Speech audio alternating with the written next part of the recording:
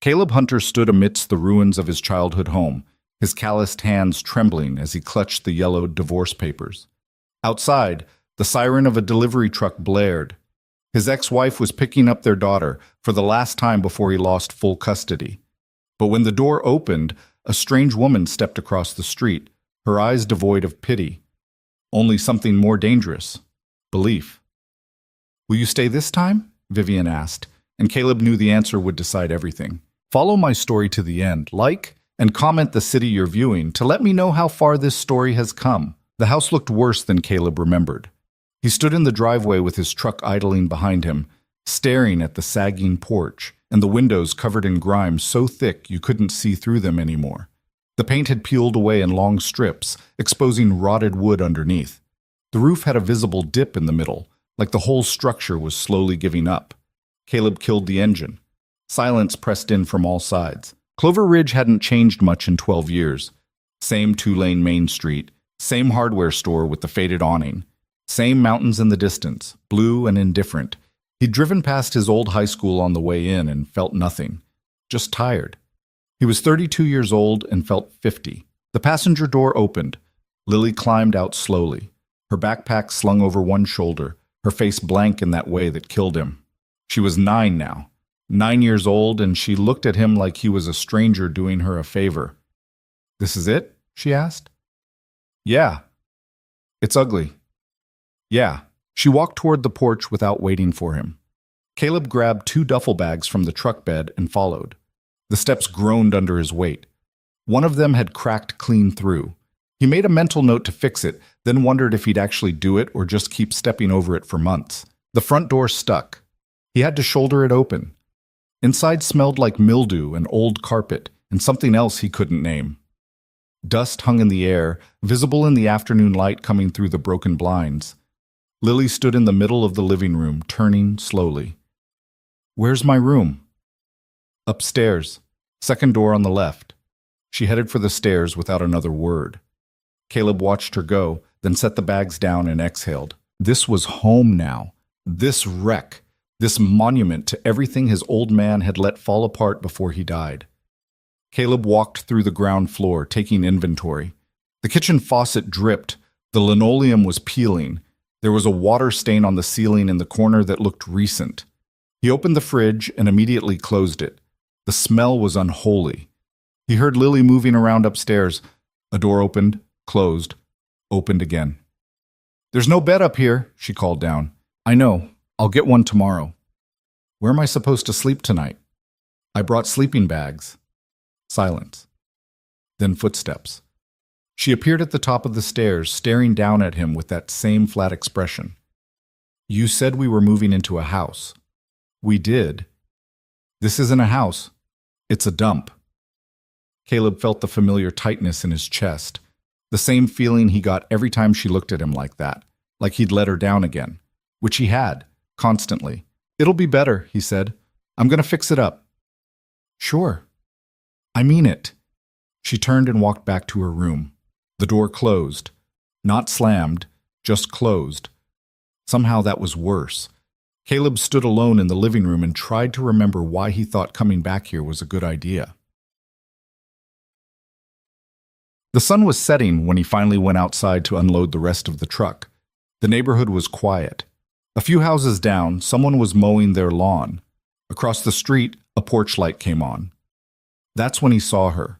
She was standing on the porch of the house directly opposite his, watering a row of plants in ceramic pots.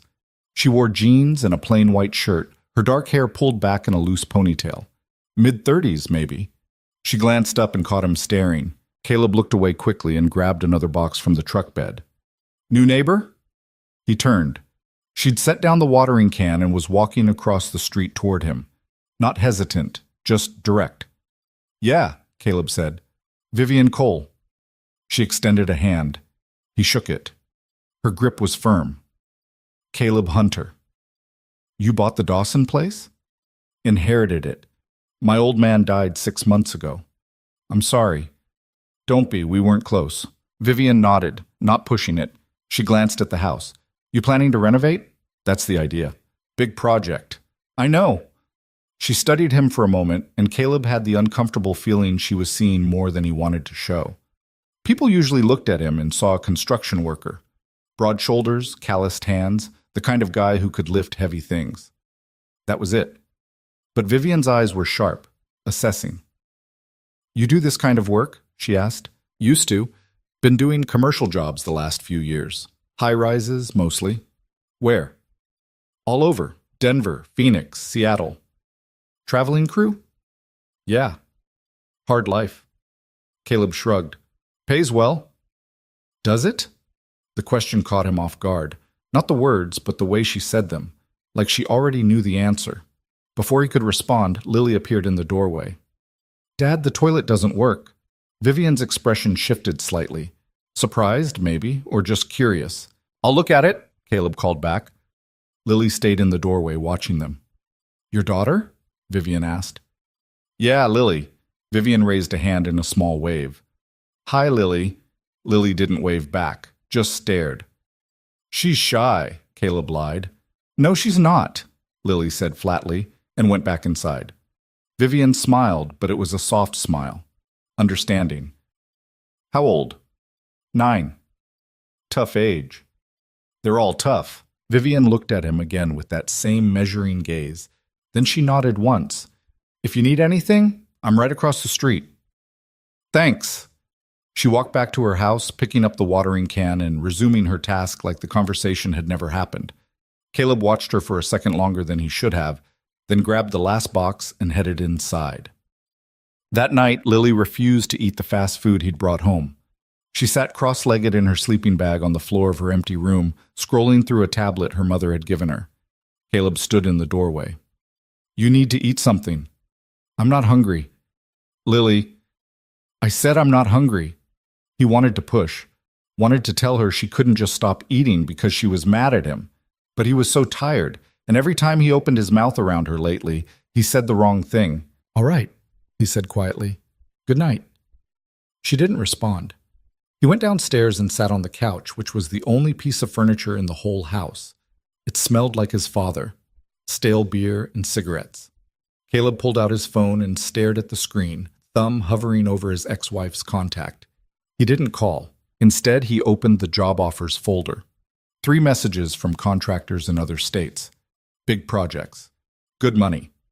One in Austin was offering $75 an hour, 6-month contract, housing stipend included. He could take it.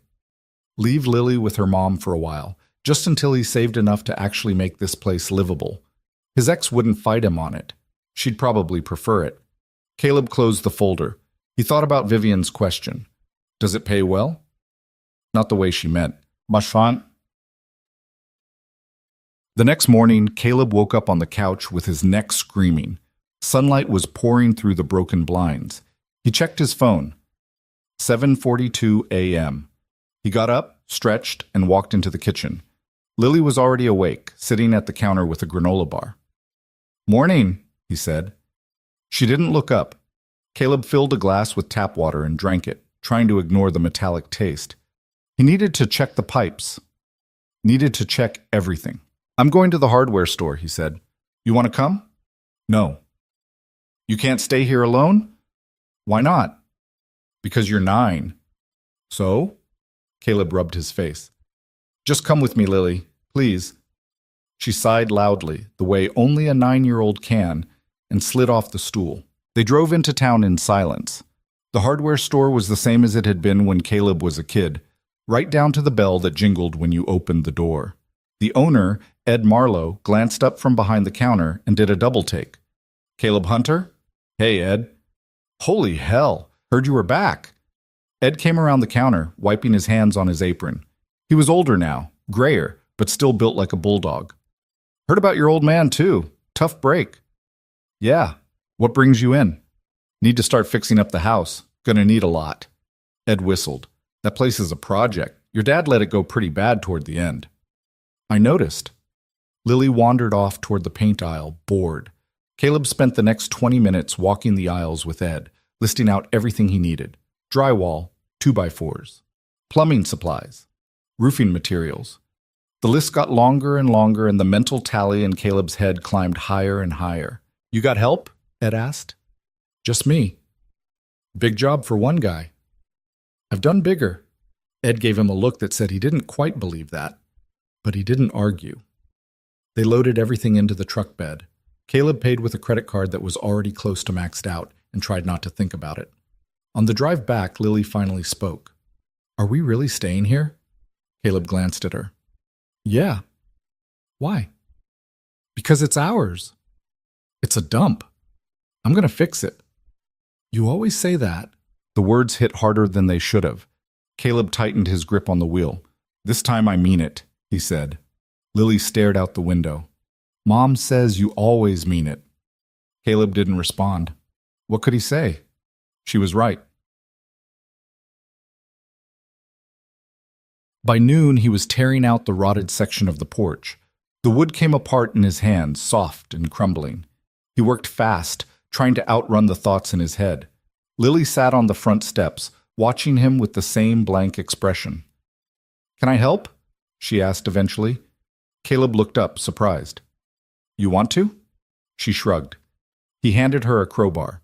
Here, pull up those loose boards. She took it and started prying, awkward at first, then getting the hang of it. For a few minutes they worked side by side in silence. It wasn't much, but it was something. Then a voice called from across the street. Need an extra pair of hands? Caleb turned. Vivian was walking over, carrying a cooler. I'm good, he said. You look like you're about to pass out from heat stroke. She wasn't wrong. It was pushing 90 degrees and he'd been working in the sun for 2 hours straight. Vivian set the cooler down and opened it. Inside were bottles of water and sandwiches wrapped in plastic. I made too much lunch, she said. Caleb wiped sweat from his forehead. You didn't have to do that. I know. Lily was already reaching for a sandwich. Vivian smiled at her. Turkey or ham? Turkey. Good choice. Caleb took a water bottle and drank half of it in one go.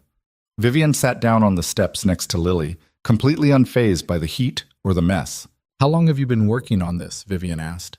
Since this morning. You're making good progress. Not fast enough. Rome wasn't built in a day. Caleb almost laughed. This isn't Rome. It's a rotting porch. Still, Lily finished her sandwich and stood up. Can I go inside and play on my tablet? Yeah, Caleb said. Stay in the living room where I can see you. She disappeared into the house. Vivian watched her go, then turned to Caleb. She doesn't talk much, does she? Not to me. Why not? Caleb set down the water bottle. Because I've been gone most of her life. Vivian didn't say anything, just nodded slowly, like she understood. I was chasing jobs, Caleb continued, not sure why he was even telling her this. Big money, big projects. Always telling myself it was for her future. But I missed everything, birthdays, school plays, her first lost tooth. He shook his head. Her mom finally had enough. Filed for divorce 2 years ago. Can't blame her. But you're here now. Yeah. That counts for something. Does it? Vivian met his eyes. Ask her in a year. Caleb looked away. A year felt impossible. He couldn't even imagine a month from now. Why'd you come back? Vivian asked. Didn't have anywhere else to go. That's not an answer, Caleb exhaled. I'm tired. I'm tired of running. Tired of living out of motel rooms. Tired of being a stranger to my own kid. He gestured at the house. This place is a wreck. But it's mine. And maybe if I can fix it, I can fix everything else too. Vivian was quiet for a long moment. Then she stood up. You will, she said simply. How do you know? Because you're still here. She picked up the cooler and walked back across the street, leaving Caleb alone with that thought. No.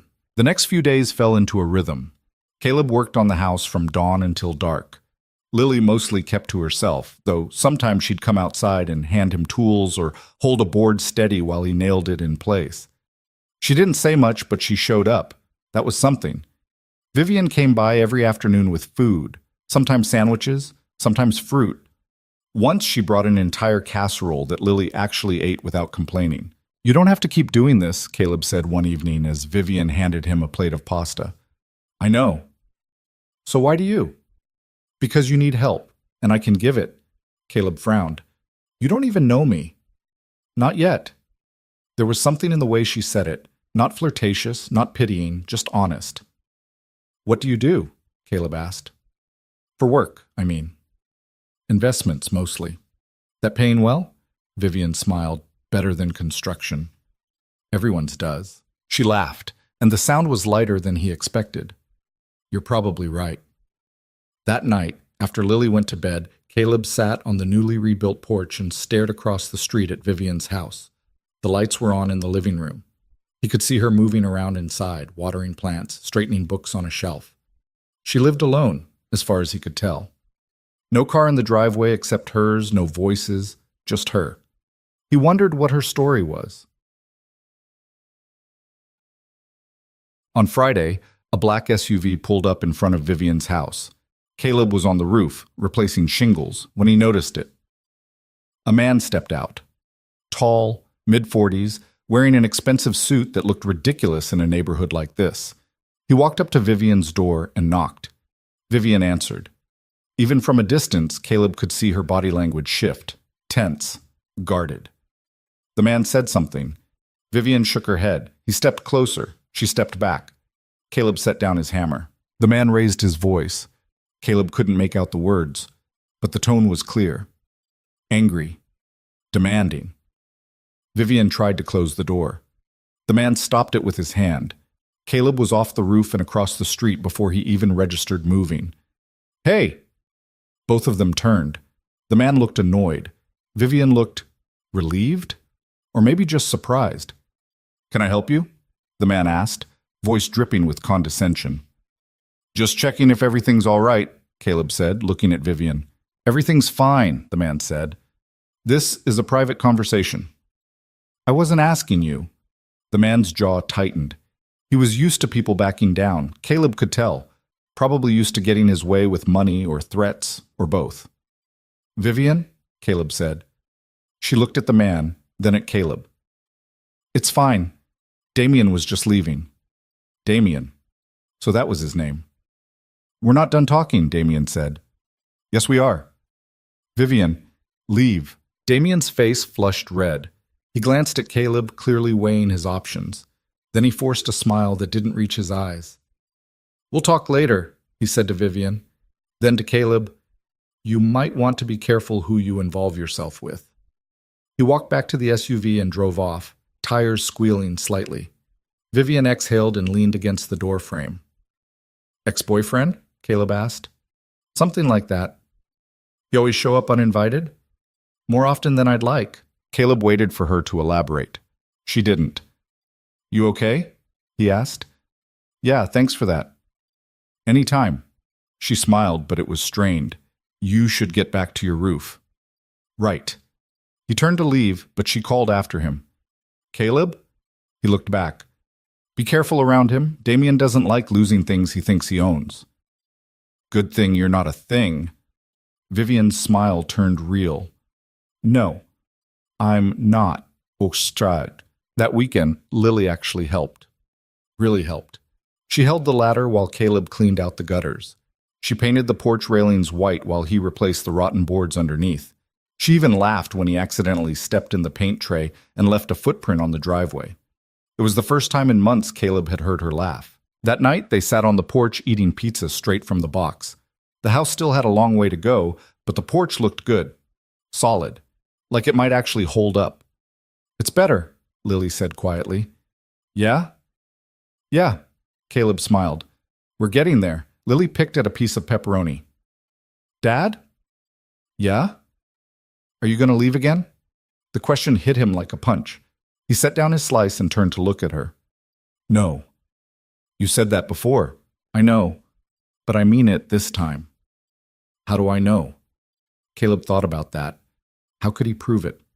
Words were just words. He'd already used up all his credibility. You don't, he said finally. You just have to wait and see. Lily looked at him for a long time. Then she nodded and went back to her pizza. It wasn't forgiveness, but it was a start. The following Monday, Caleb got a call from a contractor in Austin. The same job he'd been eyeing weeks ago. $75 an hour. 6 months, guaranteed. We need an answer by Friday, the guy said. You interested or not? Caleb stood in the kitchen, staring at the water-stained ceiling. The job would solve everything. Money problems, debt. He could hire someone to finish the house while he was gone, but he'd be gone. Can I think about it? Caleb asked. Sure, but don't wait too long. We've got other guys lined up. Caleb hung up and stood there in the silence. Across the street, Vivian was out front again, this time trimming hedges. She waved. He waved back. Lily was upstairs, humming to herself. He could hear her through the floorboards. For the first time in years, he had something that felt like a life, and someone was offering him money to walk away from it. That evening, Vivian came over with a toolbox. I noticed your porch light's out, she said. Yeah, I've been meaning to fix that. Want help? Caleb raised an eyebrow. You know how to wire a light fixture? I know how to follow directions on YouTube, he laughed. All right, come on. They worked together in the fading daylight, Vivian holding the fixture while Caleb connected the wires. Lily watched from the window, her face pressed against the glass. She's watching us, Vivian said. She does that. Think she approves? Hard to tell with her. Vivian smiled. She's protective, that's good. Of who? Me or you? Both, probably. They finished the wiring and flipped the switch. The light came on bright and steady. There we go, Caleb said. Thanks. You're welcome. They stood there for a moment, neither of them moving. The porch light cast a warm glow over everything, making the house look almost welcoming. Can I ask you something? Caleb said. Sure. Why are you really helping me? Vivian considered the question. Because I see what you're trying to do, and I think it matters. It's just a house. No, Vivian said quietly. It's not. Caleb wanted to ask what she meant, but Lily opened the front door. Dad, the TV's not working. Did you check the batteries in the remote? Yes, Caleb sighed. I'll be right there. Vivian picked up her toolbox. I should go anyway. Thanks again. Anytime. She walked back across the street and Caleb watched her go, feeling something he hadn't felt in a long time. Hope. By the end of the second week, the house was starting to look like a house. The porch was done. The roof was patched. The kitchen faucet no longer dripped. Caleb had even managed to get the upstairs bathroom functional enough that Lily stopped complaining about it. But the job offer was still sitting in his phone, unanswered. Friday came. The deadline. Caleb stood in the driveway, phone in hand, thumb hovering over the call button. $75 an hour. 6 months. Enough to pay off his credit cards and still have money left over. All he had to do was say yes. He looked at the house, then across the street at Vivian's place, then up at Lily's window, where she was reading a book in the fading afternoon light. Caleb pressed the button. The contractor answered on the second ring. Hunter, you got an answer for me? Caleb took a breath. Yeah, he said. I'm out. There was a pause. You serious? Yeah. You're lost, man. Good luck finding something that pays this well. The line went dead. Caleb stood there for a moment, heart pounding. He'd just turned down more money than he'd ever made in his life, and he felt lighter than he had in years. He went inside. Lily was in the kitchen, making herself a sandwich. Hey, he said. How would you feel about staying here? Long term? She looked up at him, cautious. Like not moving again? Yeah, like making this home. Lily set down the knife. Really? Really. She studied his face, searching for the lie. When she didn't find one, something in her expression shifted. Not quite trust, but close.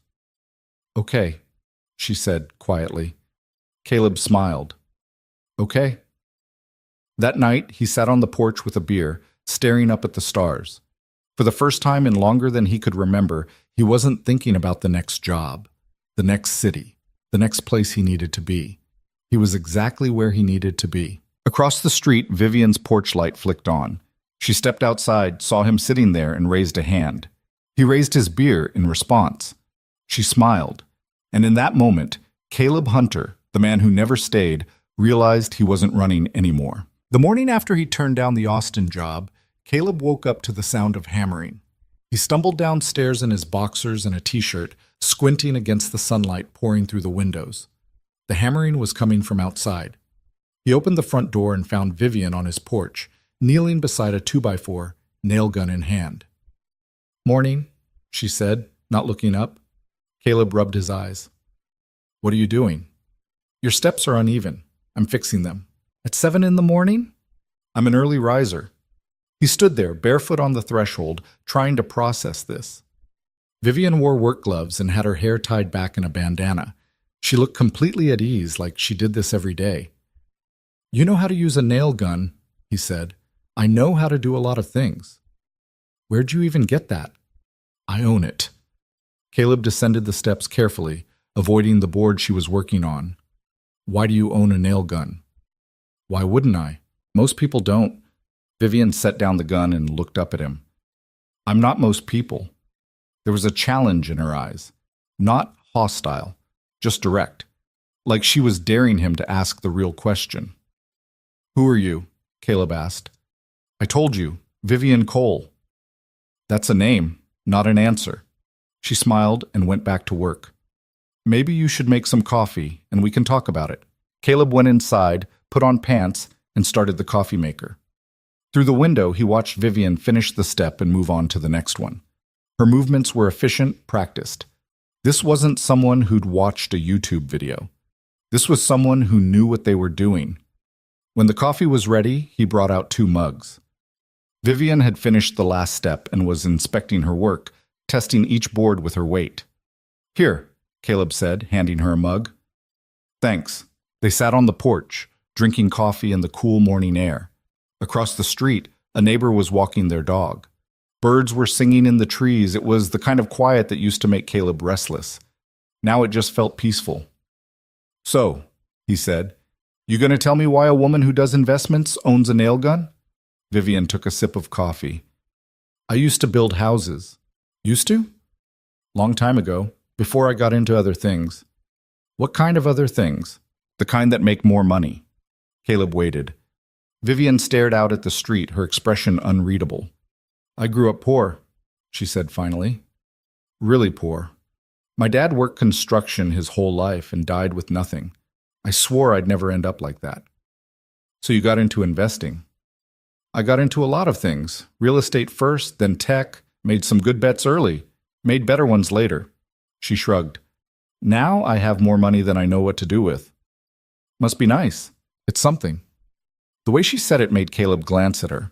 There was no satisfaction in her voice, no pride, just a flatness that suggested money hadn't fixed whatever she thought it would. Why are you here? He asked. In Clover Ridge, I mean. This doesn't seem like the kind of place someone with money lives. It's quiet. It's boring. Same thing. Caleb drank his coffee. What about Damien? Vivian's jaw tightened. What about him? He seemed pretty convinced you 2 weren't done. Damien's convinced of a lot of things that aren't true. Like what? Like that he owns me. The bitterness in her voice was sharp enough to cut. Caleb didn't push. He'd learned a long time ago that some people needed space to talk and some needed silence. Vivian seemed like the silence type. But then she kept going. We were engaged, she said, 3 years ago. He worked for one of my companies. Charming, ambitious, good-looking, all the things I thought I wanted. She laughed, but it wasn't a happy sound. Turns out he wanted my money more than he wanted me. When I figured that out, I ended it. He didn't take it well. How not well? He showed up at my office every day for a month, called me 50 times a day, sent flowers, sent letters, sent his friends to convince me I was making a mistake. She paused. Then he got mean. Caleb felt something cold settle in his chest. How mean?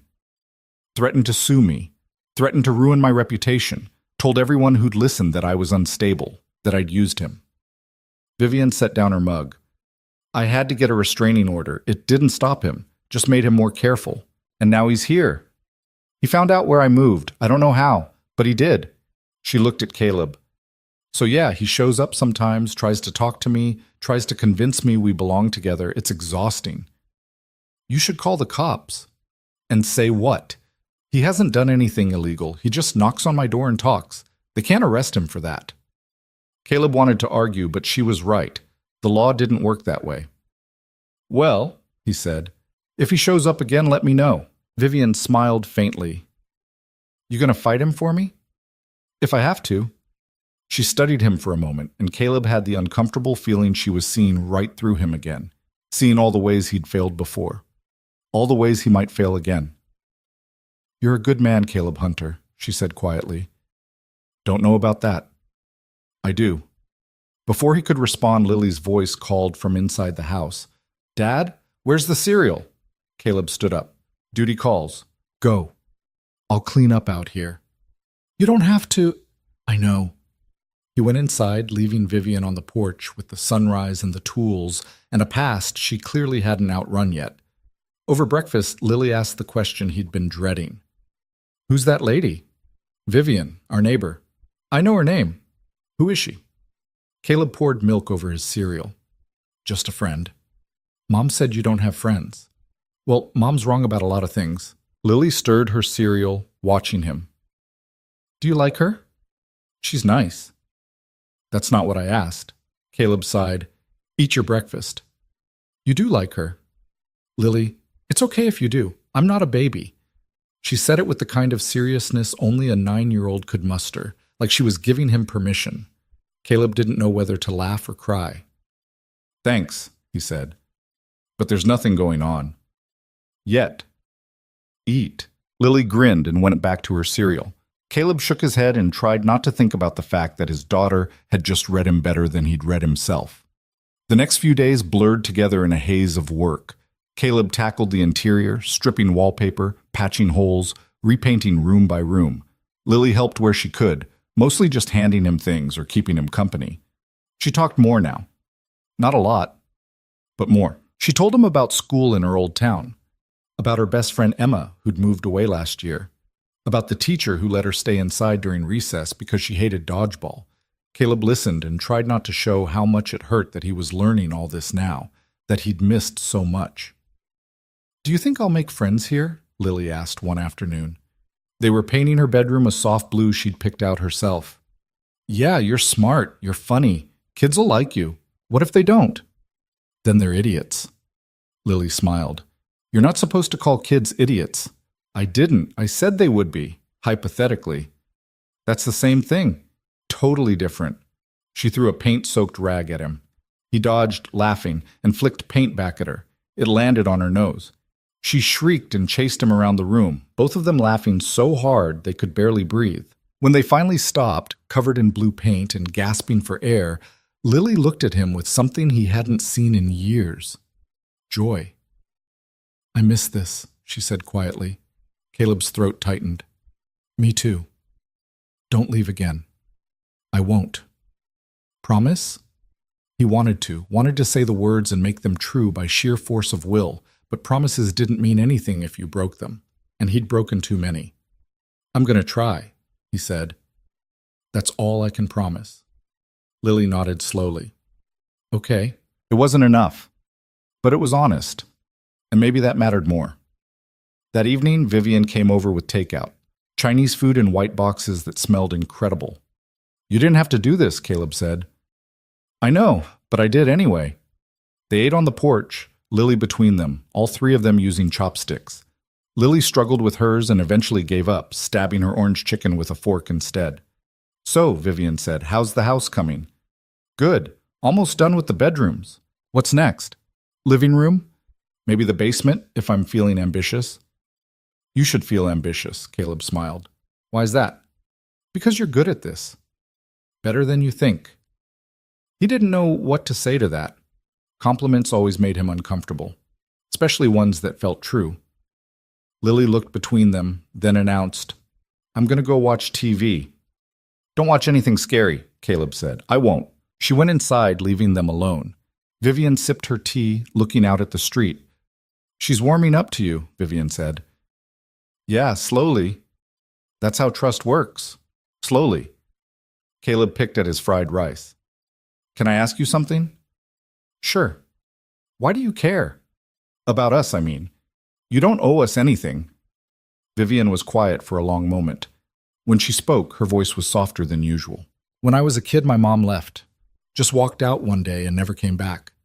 My dad tried. He really did, but he was always working, always gone. And when he was home, he was too tired to be there, you know?" She paused. "I spent a lot of time alone, wishing someone would just see me, see that I needed help. And no one did. No, they didn't. She looked at him. But you're here, you're trying, and Lily's lucky to have that. Even if she doesn't know it yet, I don't feel like I'm doing enough. You're doing more than you think. Caleb wanted to believe that, wanted to believe he wasn't screwing this up the way he'd screwed up everything else. Thank you, he said. For the food, for the help, for all of it. Vivian smiled. You're welcome. They sat in comfortable silence as the sun set, painting the sky orange and pink. Somewhere down the street, kids were playing. A car drove by. Life moved on, slow and steady.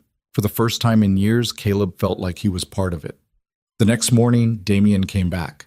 Caleb was in the garage sorting through old tools his father had left behind when he heard the SUV pull up. He stepped outside and saw Damien getting out, straightening his suit jacket like he was about to walk into a boardroom. Vivian's car was in her driveway. She was home. Caleb crossed the street before Damien could knock. Can I help you? Caleb said. Damien turned, his expression shifting from irritation to cold amusement. You again. Me again. This doesn't concern you. Vivian's my friend, so yeah, it does. Damien smiled, but it was the kind of smile a shark gives right before it bites. Friend, that's cute. How long have you known her? 2 weeks? 3? Long enough. Let me give you some advice, friend to friend. Damien stepped closer, lowering his voice. Vivian likes projects, broken things she can fix, makes her feel useful, but once you're fixed or once she gets bored, she moves on, so don't get too attached. Sounds like you're speaking from experience. Damien's smile vanished. You don't know what you're talking about. Neither do you. I know her better than you ever will. Then why isn't she answering your calls? The words hit their mark. Damien's jaw clenched. For a second, Caleb thought he might actually throw a punch. But then the front door opened. Vivian stood on the threshold, arms crossed. Damien, leave. We need to talk. No, we don't. 5 minutes. That's all I'm asking. I don't care if you're asking for 5 seconds. The answer is no. Damien's hands curled into fists. You can't keep avoiding me. Watch me. Vivian, if you show up here again, I'm calling my lawyer, and this time I'll make sure the restraining order actually sticks. Damien stared at her, his face flushing red. Then he turned to Caleb. This isn't over. Yeah, Caleb said. It is. Damien got back in his SUV and peeled out, tires screeching.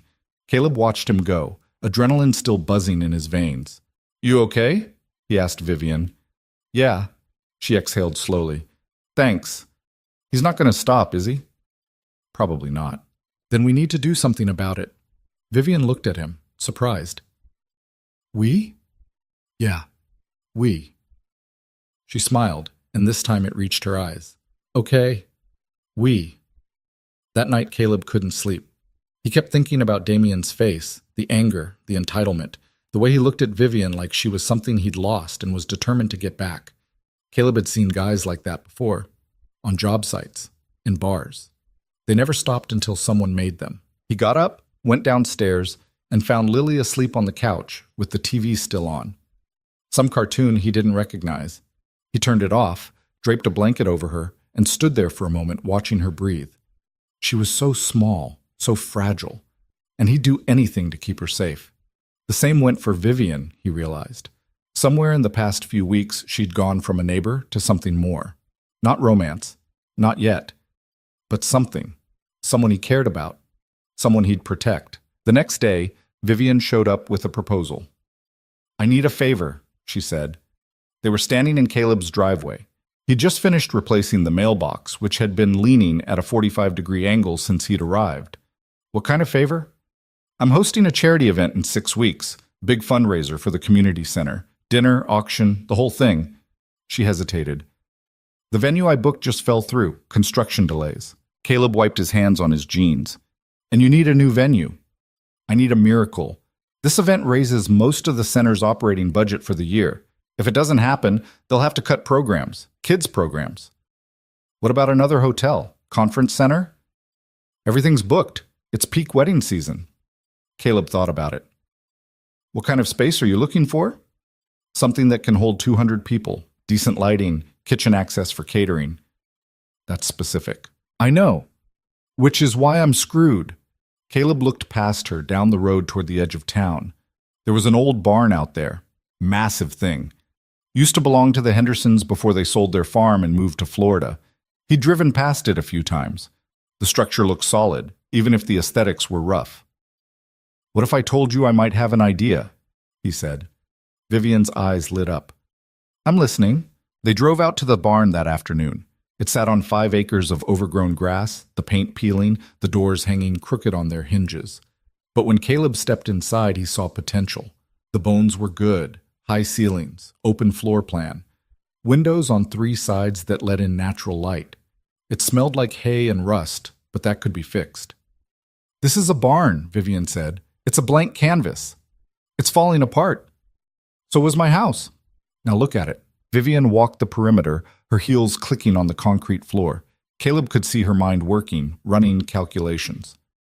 How much would it cost to make this usable? She asked. Depends on what you want. Tables, chairs, lights, decorations. Make it look like something people would want to spend money in. Caleb did the math in his head. Materials. Labor. Time. A lot, he said honestly, and we'd have to move fast. How fast? 6 weeks? We'd be working 16-hour days, maybe more. Vivian turned to face him. Could you do it? Alone? No. With help? Maybe. I can get help. Money's not the issue. Caleb believed her, but this wasn't about money. This was about whether he could pull off something this big, this fast, without screwing it up. I'll need a crew, he said. At least 3 guys who know what they're doing. I'll make calls. And permits. We'll need permits. I'll handle it. Caleb looked around the barn again, seeing it not as it was, but as it could be. Polished floors, string lights, tables draped in white cloth. It could work, if they didn't screw it up. All right, he said. Let's do it. Vivian smiled. Thank you. Don't thank me yet. Thank me when it's done. They shook on it, and Caleb felt the weight of the promise settle onto his shoulders.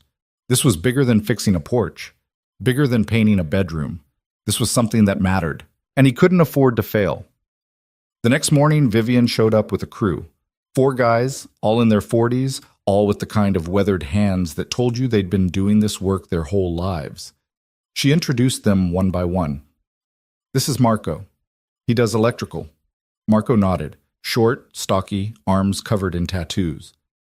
This is Tony, plumbing and HVAC. Tony grunted. Tall, bald, perpetual scowl. This is James, carpentry. James tipped an imaginary hat, lean, graying, easygoing smile.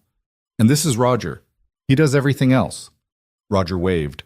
Older than the rest, probably 60, with a white beard and kind eyes. Vivian says you're running this show, Marco said to Caleb.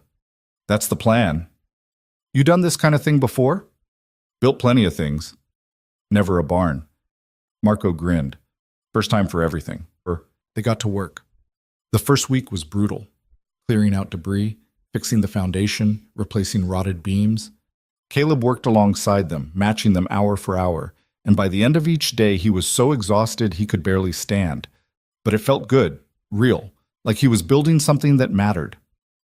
Lily came by after school most days, sitting on an overturned bucket and doing her homework while they worked. Sometimes Vivian came too, bringing food and drinks and encouragement. You're making progress, she said one evening, standing in the middle of the barn and looking around. Slow progress. Still progress? Caleb wiped sweat from his forehead. You really think we can pull this off? I know we can. Her confidence was infectious. Caleb found himself believing it too, but then, 3 weeks in, they hit a snag. The electrical panel was shot, completely fried. Replacing it would cost thousands of dollars they didn't have budgeted. We could use a temporary setup, Marco suggested. Generators. Extension cords. For 200 people? Caleb shook his head. That's a fire hazard. Then we need a new panel. Caleb ran the numbers. Even with Vivian covering costs, this would blow the budget. And if they went over, there'd be no money left for decorations, for furniture, for all the things that would actually make this place look good. He called Vivian that night. We have a problem, he said. She listened while he explained. When he finished, there was a long silence. "How much do we need?" she asked. 10 grand, maybe 12. Done. Vivian, I said it's done. I'll transfer the money tomorrow. That's a lot. It's worth it. Caleb wanted to argue, but the relief was too strong. Thank you. Stop thanking me. Just finish the barn. He hung up and stood there in the quiet of his kitchen, staring at the phone. Vivian had just dropped $12,000 without blinking. Like it was nothing, because to her, it probably was. The realization made him uncomfortable, not because of the money itself, but because of what it represented. The gap between them, the difference in their lives. But then he thought about the way she looked at him. Not like someone beneath her, not like a project, like an equal. Maybe the money didn't matter as much as he thought. By week 4, the barn was starting to take shape. The electrical was fixed. The floor was sanded and polished. The walls were painted a clean white. It was still rough around the edges, but it was getting there. Caleb stood in the center one evening after everyone had left, taking it all in. The space felt bigger now, brighter, like something good could happen here. Looks amazing. He turned. Vivian stood in the doorway, silhouetted against the setting sun. It's getting there, Caleb said. She walked over to him, her footsteps echoing in the empty space. You did this. We did this. No, you. I just wrote checks. You made it real. Caleb shook his head. I couldn't have done it without the crew. Without you. Maybe, but you're the one who saw what this could be. She looked around. I just saw a broken barn. You saw possibility. They stood side by side, not touching, just being. The light was fading outside, turning everything soft and golden. Can I tell you something? Vivian said. Yeah. I haven't felt this hopeful in years. Caleb looked at her. About the event? About everything. There was something raw in her voice, vulnerable, like she was admitting something she'd kept locked away for too long. Me too, Caleb said quietly. Vivian smiled. And for a moment, standing there in that half-finished barn, Caleb felt like maybe he'd found something he'd been looking for his whole life. Not a place, not a job, just a reason to stay. The call came at 2 a.m. Caleb jerked awake, heart pounding, fumbling for his phone in the dark. The screen was too bright. He squinted at the name. Vivian. Hello? His voice was rough with sleep. Caleb. She sounded breathless, scared. I'm sorry to wake you, but what's wrong? Damien's outside my house. He's been out there for an hour, just sitting in his car, watching. Caleb was already out of bed, pulling on jeans. Did you call the police? They came. Talked to him. Said he's parked on a public street, so there's nothing they can do unless he actually does something. I'm coming over. You don't have to I'm already halfway there. He hung up, grabbed a shirt, and headed downstairs. Lily was asleep on the couch again, some documentary about ocean animals playing quietly on the TV. He left her a note on the counter, just in case, then slipped out the front door. The street was dark and silent. And there, parked 3 houses down from Vivian's, was the black SUV. Caleb could see Damien's silhouette in the driver's seat, lit by the glow of his phone. Caleb crossed the street and walked straight to Vivian's door. She opened it before he could knock, her face pale in the porch light. He's still there, she whispered. I see him. What are you going to do? Talk to him. Caleb, stay inside. He walked down her driveway and across the street toward the SUV. Damien saw him coming and rolled down the window, that same cold smile on his face. Can't sleep? Damien asked. You need to leave. I'm not doing anything illegal, just sitting here. You're harassing her. I'm parked on a public street. Last I checked, that's not a crime. Caleb leaned down, resting his forearms on the window frame. Let me explain something to you. You can play whatever legal games you want. Park wherever you want. But if you keep this up, if you keep showing up and scaring her, eventually you're going to cross a line.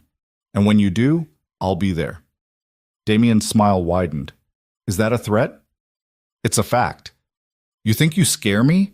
You're a broke construction worker living in a dump. I could buy your entire life with pocket change.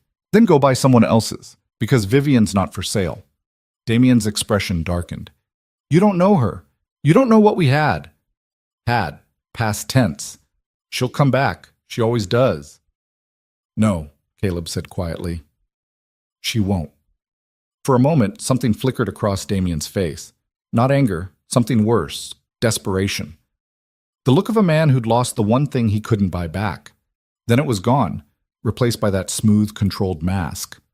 "We'll see," Damien said. He started the engine and pulled away slowly, deliberately, like he wanted Caleb to know he was leaving on his own terms.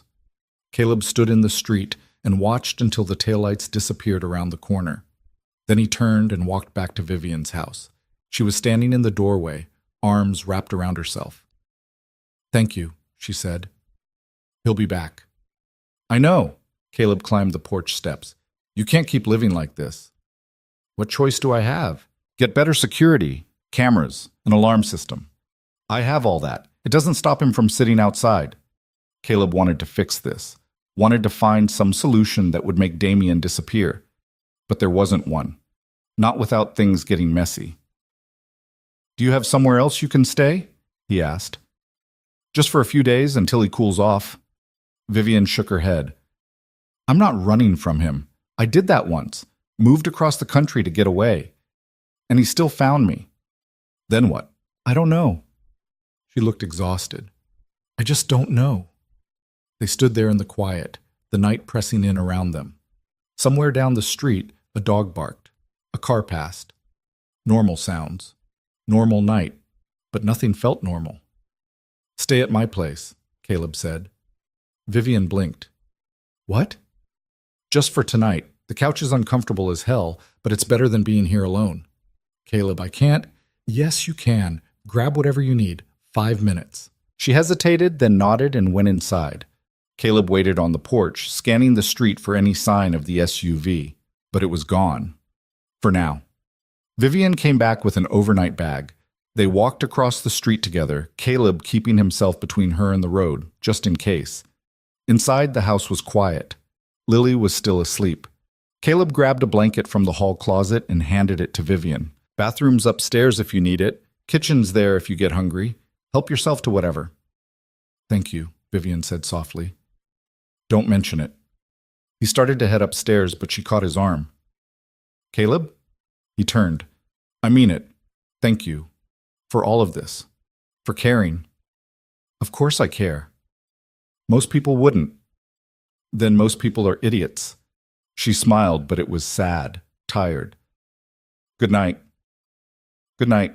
He went upstairs and lay in bed, staring at the ceiling. Downstairs, he could hear Vivian moving around quietly, settling in.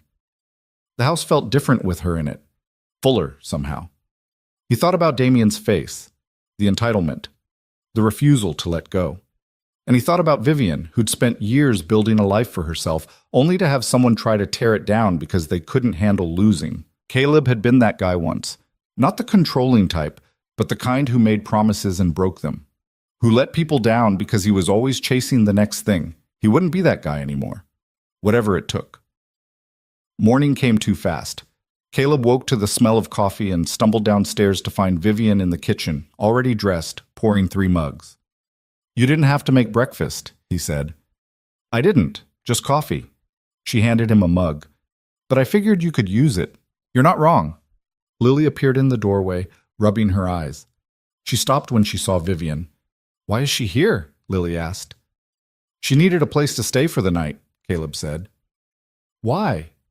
"Grown-up stuff." Lily gave him a look that said she wasn't buying it, but she didn't push. She took the 3rd mug of coffee, which Vivian had apparently made with way too much cream and sugar, and sat at the counter. "Are you going to stay again tonight?" Lily asked Vivian. "I don't know yet." "You should. It's weird being the only girl here." Vivian smiled. "I'll think about it."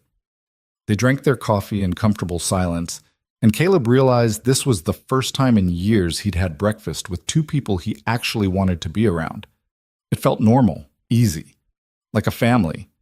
The thought scared him more than Damien ever could. Later that morning, Caleb headed to the barn with the crew. They were in the final stretch now, less than 2 weeks until the event, and the pressure was mounting. Every detail had to be perfect, every measurement exact. James was installing the last of the light fixtures when Caleb arrived. Marco was running wire through the ceiling. Tony was outside, hooking up the temporary water line for the bathrooms. "Looking good," Roger said, walking over with a clipboard. We're ahead of schedule. For now. Furniture arrives tomorrow. Decorations the day after. Caleb nodded, running through the mental checklist. Tables, chairs, linens, centerpieces, sound system, kitchen setup for the caterers. It was all coming together, but there were still 1,000 things that could go wrong. You all right, boss? Roger asked. Yeah, just thinking. About the barn or about that lady across the street? Caleb shot him a look. How do you know about Vivian? Roger grinned. Small town, people talk. Great. For what it's worth, she seems good for you. We're just friends. Sure you are. Roger walked off, chuckling, and Caleb went back to work, trying not to think about how transparent he apparently was. By midday, the heat was brutal. Caleb sent the crew on break and stepped outside for some air. That's when he saw the SUV. Damien was parked at the edge of the property, just sitting there, watching. Caleb's jaw tightened. He walked over slowly, forcing himself to stay calm. Damien rolled down the window as he approached. This is private property, Caleb said. I'm on the road. You're 30 feet past the road. Damien shrugged. Guess I misjudged. What do you want? Just curious what you're building out here. Heard it's for Vivian's little charity thing. It's none of your business. Everything about Vivian is my business. No, Caleb said. It's not. Damien leaned back in his seat, studying Caleb with that same cold amusement. You really think this is going to last? You and her? I think you need to move on. She told you about me, didn't she? About us. She told me enough. Did she tell you I proposed to her on a yacht in Monaco, that I gave her a ring worth more than this entire barn? Damien smiled. Did she tell you she said yes? And then she changed her mind. That's what matters. People change their minds all the time. They change them back too.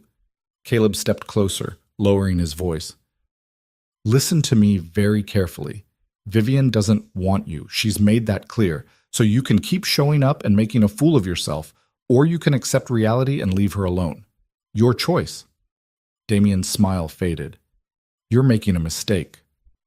I've made plenty. This isn't one of them. We'll see. Damien started the engine and backed out slowly, never breaking eye contact. Caleb watched him go, fists clenched, adrenaline surging through his veins. When he turned around, Marco was standing in the barn doorway. That the ex? Marco asked. Yeah. He always this charming? Pretty much. Marco spit on the ground. Want me to flatten his tires next time he shows up? Caleb almost laughed. Tempting, but no. Offer stands. They went back to work, but Caleb couldn't shake the feeling that things were escalating. Damien wasn't going to stop, and eventually someone was going to get hurt. That evening, Vivian came by the barn to check on progress. Caleb hadn't told her about Damien's visit, and he wasn't planning to. She had enough to worry about. It's beautiful, she said, walking through the space. The floors gleamed, the walls were pristine.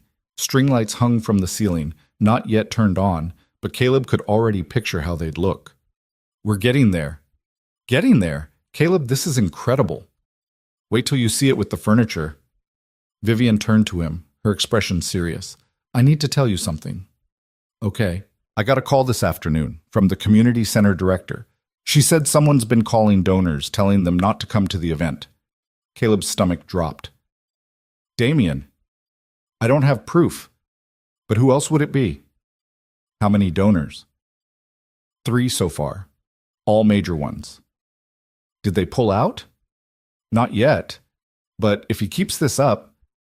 She trailed off, shaking her head. This event is everything. If it fails, the center loses funding. Kids lose programs. It's not just about me. Caleb wanted to hit something, preferably Damien's face. But violence wouldn't fix this. It would just make things worse. We'll figure it out, he said. How? I don't know yet, but we will. Vivian looked at him, and for the first time since he'd met her, she looked scared, really scared. What if we can't? She whispered. Caleb took her hand. It was an impulse, something he did without thinking. But when she didn't pull away, he kept holding on. We will, he said firmly. I promise. It was the kind of promise he'd made before and broken. But this time felt different. This time he meant it down to his bones. Vivian squeezed his hand. Okay. They stood there in the empty barn, the silence stretching between them, and Caleb realized something had shifted. This wasn't just about the event anymore. It wasn't even just about stopping Damien. It was about proving to Vivian that she could trust him, that he wouldn't let her down, and maybe proving it to himself too. The furniture arrived the next day. 50 round tables, 200 chairs. All of it had to be unloaded, assembled, and arranged. Caleb and the crew worked until midnight, muscles screaming, backs aching. Lily came by after school and helped where she could, folding napkins and setting them in neat piles. Vivian worked alongside them, directing placement, adjusting angles, making sure everything was perfect. By the time they finished, the barn didn't look like a barn anymore. It looked like a venue, a real one. "It's perfect," Vivian breathed. Caleb looked around, seeing it through fresh eyes. She was right. It was perfect. "We still have a week," he said. "Decorations, final touches." "I know, but we did it. We actually did it." Lily tugged on Caleb's sleeve. "Dad, can we go home? I'm tired." "Yeah, kiddo, let's go." They said goodnight to Vivian and the crew and drove back through the dark. Lily fell asleep in the passenger seat, her head resting against the window. Caleb glanced at her and felt something loosen in his chest. She trusted him enough to fall asleep. Such a small thing, but it meant everything. At home, he carried her inside and tucked her into bed. She stirred slightly, mumbling something he couldn't make out, then went still again. Caleb stood in the doorway for a long moment, just watching her. Then he went downstairs and collapsed on the couch. His phone buzzed, a text from Vivian. "Thank you for today. For everything. I don't know how to repay you," he typed back. "You don't have to." 3 dots appeared, then disappeared, then appeared again. "I want to." Caleb stared at the screen, trying to figure out what to say. Before he could respond, another message came through. "Dinner? Tomorrow night? My place?" He hesitated. This felt like a line they were about to cross. Once they crossed it, there was no going back. But maybe that was the point. "Sounds good," he typed. 7 o'clock? I'll be there." He set the phone down and leaned back, staring at the ceiling. His heart was pounding, not from fear, from something else. Hope, maybe. Or just the terrifying possibility that this might actually work out. The next evening, Caleb stood in front of his closet, trying to figure out what to wear. Everything he owned was either work clothes or workout clothes. Nothing that said dinner at a billionaire's house. "Just wear the blue shirt," Lily called from her room. "How do you even know what I'm doing?" "Because you've been standing there for 10 minutes. The blue shirt looks nice. Trust me." He pulled out the blue shirt.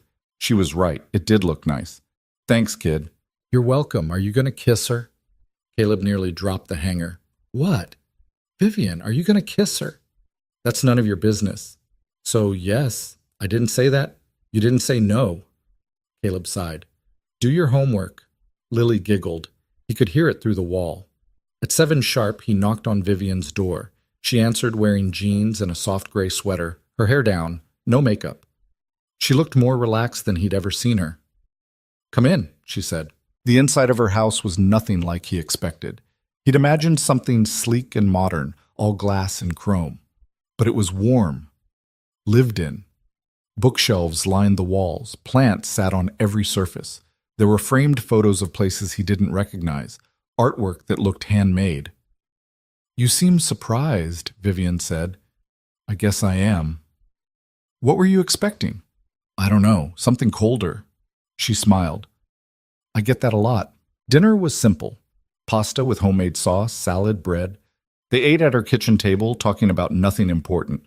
The barn, the weather. A documentary Lily had made him watch about jellyfish. It was easy, comfortable, like they'd been doing this for years. After dinner, they moved to the living room. Vivian poured wine. Caleb didn't usually drink, but he accepted the glass anyway. "Can I ask you something?" Vivian said. "Sure." "Why'd you really come back to Clover Ridge?" Caleb swirled the wine in his glass. "I told you, nowhere else to go." "That's not the whole truth." She was right. It wasn't. "I was tired," he said finally. "Tired of running. Tired of waking up in places I didn't recognize. Tired of being a stranger to my own kid." He paused.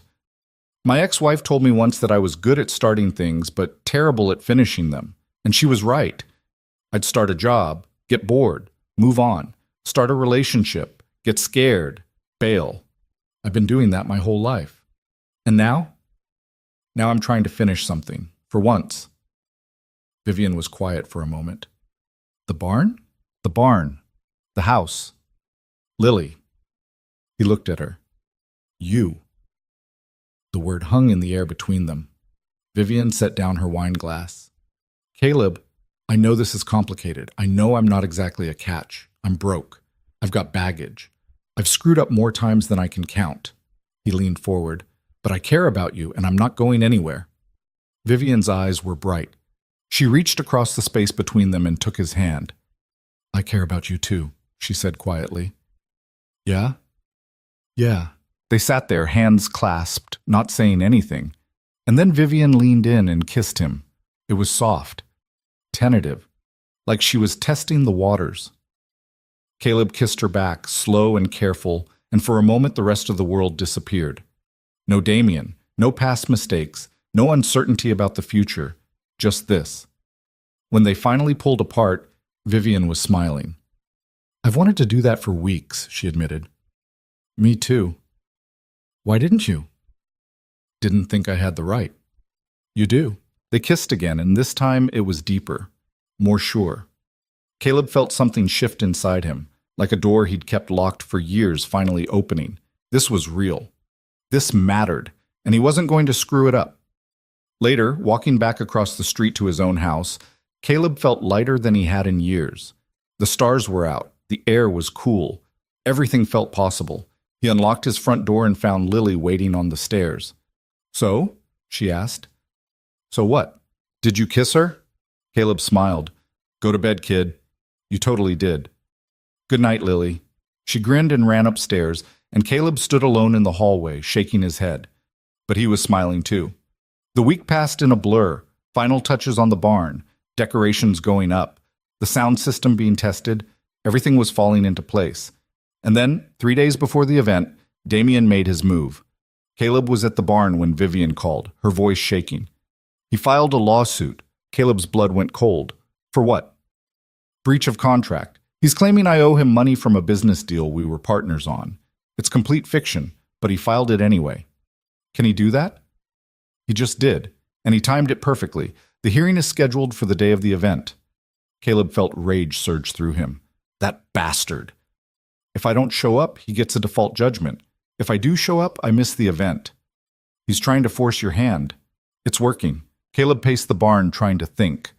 There had to be a way out of this, some loophole, some solution. Can you get a continuance? He asked. My lawyer's trying, but it's not guaranteed. Then we prepare for both. You go to the hearing. I'll run the event. Caleb, you can't. Yes, I can. I've been working on this for weeks. I know every detail. I can handle it. Vivian was silent for a long moment. What if something goes wrong? Then I'll fix it. You're sure? I'm sure. Another pause, then quietly, okay. We're not letting him win, Caleb said. Not this time. No, Vivian agreed. We're not. They hung up, and Caleb stood in the middle of the barn, surrounded by everything they'd built, and made a silent vow. Damien wanted a fight? He was about to get one. The morning of the event arrived with gray skies and the threat of rain. Caleb stood in the barn at 5 a.m., running through the checklist for the 100th time. Tables arranged in perfect circles, chairs positioned exactly, centerpieces in place, each one identical to the last. The string lights overhead glowed warm against the early darkness, turning the whole space into something that looked almost magical. But his stomach was in knots. Vivian's hearing was scheduled for 9. She'd left an hour ago, dressed in a suit that made her look like she was going into battle. Which, in a way, she was. You got this, boss, Roger said, appearing beside him with 2 cups of coffee. Everything's ready. The caterers are late. They're not late. They're not supposed to be here until 6. Caleb checked his watch. 5:12. Right. You need to breathe. I'm breathing. You're spiraling. Roger wasn't wrong. Caleb's mind was running through every possible disaster. The food would be wrong. The sound system would fail. A table would collapse. Something would catch fire. Damien would show up and ruin everything. That last one felt most likely. What if he comes here? Caleb asked. Then we deal with it. How? Roger sipped his coffee. Marco's got a tire iron in his truck. I'm just saying. Despite everything, Caleb almost smiled. We're not assaulting anyone. Speak for yourself. The caterers arrived at 6 on the dot, 3 vans full of food and equipment. Caleb helped them unload, directing them to the kitchen area the crew had set up in the back. By 7, the smell of cooking food filled the barn. Roasted chicken, fresh bread, something with garlic that made his mouth water even though his stomach was too tight to eat. Lily showed up at 7:30, brought by Vivian's assistant, a sharp woman named Maria who'd been handling the guest list and RSVPs. Lily was wearing a dress, which was rare enough that Caleb did a double take. "You look nice," he said. "I look weird." "You look great." She tugged at the hem, uncomfortable. "Is Vivian here yet?" "No, she's at the courthouse." "Is she going to make it back in time?" "I hope so." Lily studied his face. "You're worried." "I'm fine." "You're a terrible liar." Maria appeared, clipboard in hand. "Caleb, we need to talk about the seating chart. 3 people called this morning to change their table assignments. Can you handle it?" "I can, but I need your approval."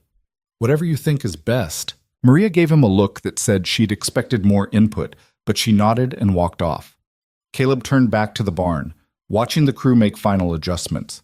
James was testing the microphone at the podium. Tony was adjusting the thermostat. Marco was outside directing cars to the overflow parking area. Everything was running smoothly. So why did Caleb feel like he was waiting for the other shoe to drop? At 8:15, his phone buzzed. A text from Vivian. "Hearing just started. Lawyer says it could go either way. I'll update when I can." Caleb typed back quickly. "We're ready here. Don't worry about the event. Just focus on the hearing." 3 dots appeared, then, "Thank you for everything." He pocketed the phone and tried to ignore the tightness in his chest. Guests started arriving at 8:30. A trickle at first, then a steady stream. Well-dressed people in suits and evening gowns looking around the barn with expressions that ranged from curious to impressed. Caleb stood near the entrance, greeting people as they came in, trying to look more confident than he felt. "This is incredible," one woman said, her eyes wide. "I can't believe this used to be a barn." "Thank you. Where's Vivian? I need to congratulate her." "She'll be here soon." The woman moved on, and Caleb scanned the crowd for any sign of trouble. So far, everyone seemed legitimate. No unexpected guests, no black SUV in the parking lot. By 9 o'clock, the barn was nearly full. 200 people milling around, drinks in hand, voices creating a low hum of conversation.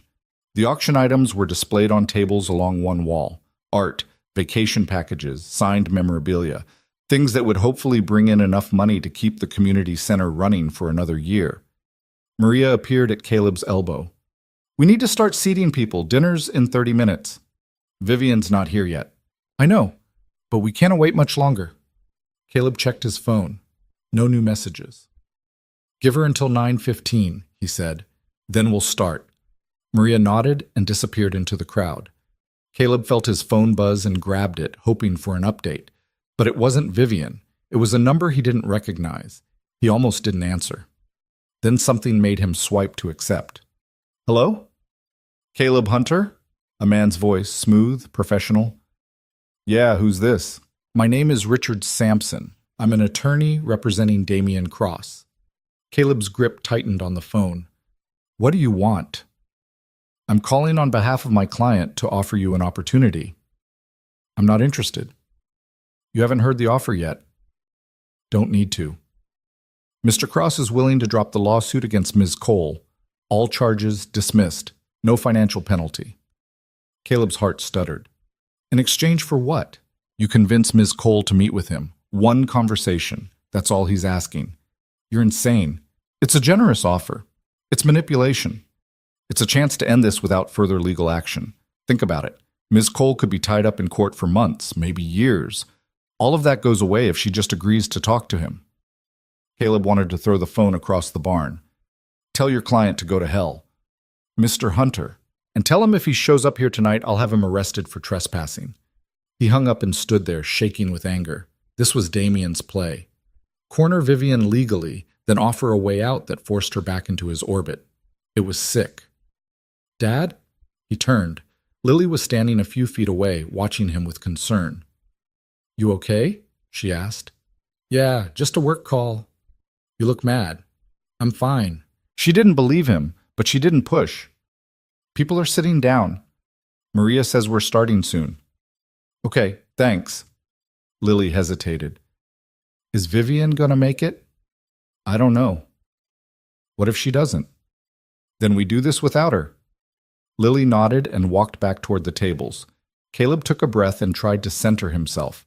This event wasn't about Damien. It was about the kids who needed the community center, the programs that would disappear without funding. He couldn't let Damien ruin that. At 9:20, Maria gave the signal.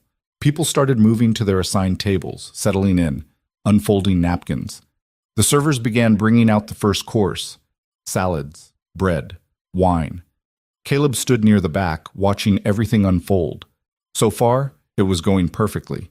The food looked great. The ambiance was exactly what Vivian had envisioned. People were smiling, talking, enjoying themselves. But Vivian's seat at the head table was empty. At 9:40, Caleb's phone buzzed.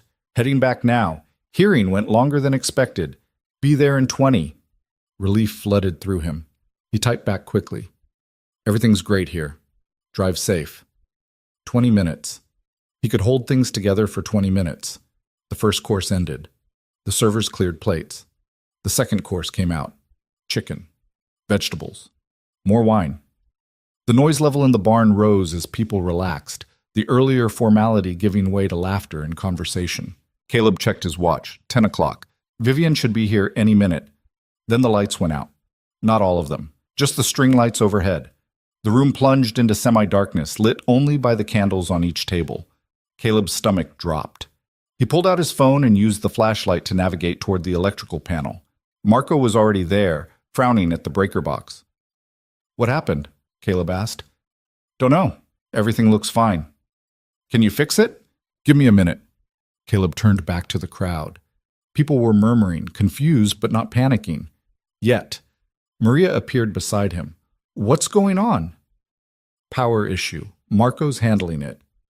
We need those lights for the auction." "I know." "Caleb, I know." He walked to the podium and grabbed the microphone. It was still working, powered by a separate battery backup. "Folks, we're having a minor technical issue with the lights. Nothing to worry about. We'll have it fixed in just a few minutes. In the meantime, enjoy the ambiance." A few people laughed. Most went back to their conversations, but Caleb could feel the tension building. If the lights didn't come back on soon, the whole carefully planned schedule would fall apart. Marco reappeared, shaking his head. "It's not the breaker. Something's wrong with the main line." "How long to fix?" "Could be an hour, maybe more." Caleb felt panic rising. An hour would kill the event. People would leave. The auction would be canceled. Everything they'd worked for would be ruined. "There has to be another option," Caleb said. "We could run generators, but we'd need to get them here and set them up. That's at least 30 minutes. 30 minutes. They could maybe hold the crowd that long, maybe." "Do it," Caleb said. Marco pulled out his phone and started making calls. Caleb went back to the podium. "Folks, we're going to need a bit more time with the lights. But don't worry, we've got a great program lined up, and we're not letting a little technical difficulty stop us." He forced a smile. "In fact, let's take this opportunity to hear from some of the people whose lives have been changed by the community center." It was a gamble, but Maria caught on immediately and started directing people to the microphone. A teenager came up first, talking about the after-school program that had kept him out of trouble. Then a single mom who'd found job training. Then an older man who'd learned to read through the adult literacy program. Their stories were powerful, raw, real. And as they spoke, the room quieted. People leaned forward, listened. Some had tears in their eyes. Caleb stood in the back and watched, his heart pounding. This was why it mattered. Not the lights, not the decorations. This. At 10:30, the barn doors opened and Vivian walked in. She looked exhausted. Her suit was wrinkled, her hair slightly disheveled.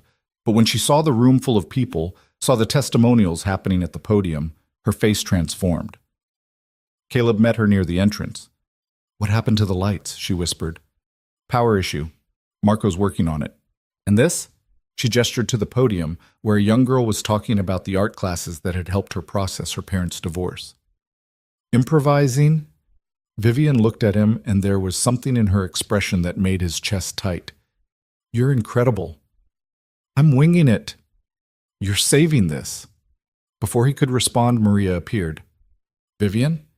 Thank goodness. We need to start the auction soon or we'll lose people. How are we doing on time? Vivian asked. Behind, but we can catch up if the lights come back on. As if on cue, Marco burst through the back door, giving a thumbs up. 30 seconds later, the string lights flickered back to life. The crowd applauded. Vivian walked to the podium, taking the microphone from the young girl who'd just finished speaking. Thank you all so much for being here tonight, Vivian said.